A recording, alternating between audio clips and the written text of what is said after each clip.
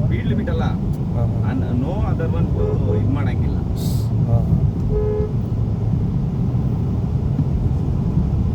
ಸ್ಮೂತಾಗಿ ಹೋಗುತ್ತೆ. ಸ್ಟ್ರೆಸ್ ಆಗಲ್ಲ ಈ ಗಾಡಿ ಓಡಿಸ್ಬೇಕಾದ್ರೆ.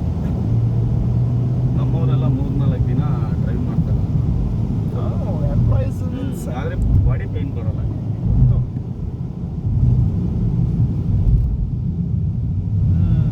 ಬ್ರೇಕಿಂಗ್. ಎಷ್ಟು ಕಿಲೋಮೀಟರ್ ಓಡಿಸ್ಬೋದು ಸರ್ ಗಾಡಿ? ಯಾವುದು ಇದು ಮ್ಯಾಕ್ಸಿಮಮ್ ಶೋರೂಮ್ ಅಂದರೆ ಇಷ್ಟೇ ಡ್ರೈವ್.